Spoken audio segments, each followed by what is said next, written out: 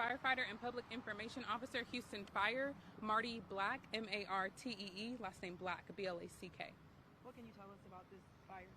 At approximately 2 o'clock, the Houston Fire Department was dispatched to the 5800 block of Crawford behind me at Living Earth. They did encounter, upon arrival, small grass fires and one mound of mulch that was on fire.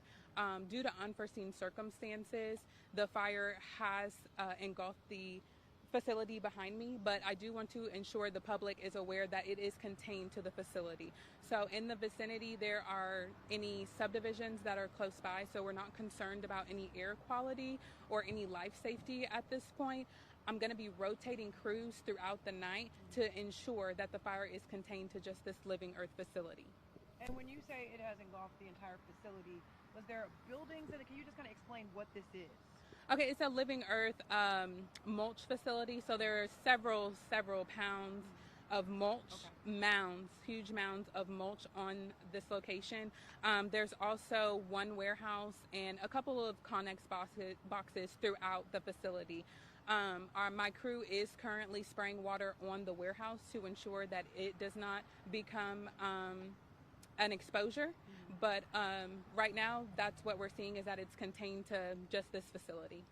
Some residents, they're concerned about the chemicals they're using on the mulch. Right. That would be better referred to for the health department. What I can tell you right now is that at this moment there is no concern for air quality right now.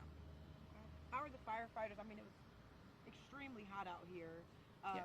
Have any of these firefighters been, dehydrated or suffering any heat injuries, anything like that? No, absolutely not. We have not seen that, which is a fortunate situation. Our first concern is always going to be our firefighters.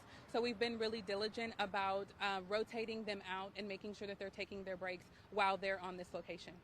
And was this caused by, do we know what caused it? Unfortunately, we don't have that information right now, but Arson will be conducting an investigation. Okay. You guys send out more firefighters to the scene. I know earlier you guys were saying approximately 50 firefighters. Right. They have sent out more, as I was telling them. Just stay kind of to the middle. Sorry. Yeah. They have sent out more, as I was telling them earlier. They're rotating out. So as some of them go and take a break and eat, others are still on this location to ensure that it's mitigated and controlled. You guys opened this road back up. I know this road was closed for a while. Correct. Why'd you guys open it back up if the fire's still going? Well, there was no need to keep the road closed. It was causing more of a delay in traffic than anything. And so the fire, as I said, has been controlled to this facility so that we didn't see a need to keep the road closed. The firefighters, what do they use to put the fire down? What kind of chemicals they use? Water. They're currently using water. They were earlier working in conjunction with the owners of the facility to move the mulch and try to get the fire out that way. Earlier. Did that work? They didn't see much of a much difference with that. So currently we're just using water. Right now there are burn bans, obviously in effect in Harris County. Is this kind of a reminder, or is there anything you'd just like to say to people, amid this drought, this heat, anything about the burn ban? Absolutely, it's a reminder.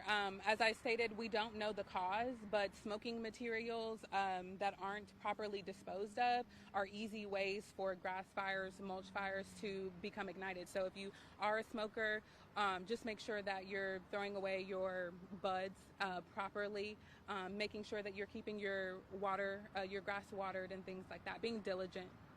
You guys have been pumping out a lot of water for several hours. So where is the water going? How is it being drained out of the mulch area? Is it all just evaporating because of the fire? That is a great question. I don't have that information currently, but I can talk to some of the crews on scene and get that information for you. Talk to us about the window. How long do y'all expect to be out here for? I mean, there's several mounds. Just kind of talk to us about that. So currently they've been on scene for approximately 5 hours. And as I stated, they are going to be on scene overnight. So we're going to be rotating crews all throughout the night, probably into the morning. Our shift changes at 6:30. So the new crew of firefighters will come in then. They'll reassess at 6:30 and see if they need to continue rotating crews or what the tactics will be at that time. The residents, they complain too, but this is not the only one fire. They've been like 5 or 6 fires during the year. At this facility? Is that what you're saying? Okay. Anything they do to put some rules or? That would be a better question for the owners. I have been alerted that this facility, this is not the first fire at this facility, but that would be a great question for the owners.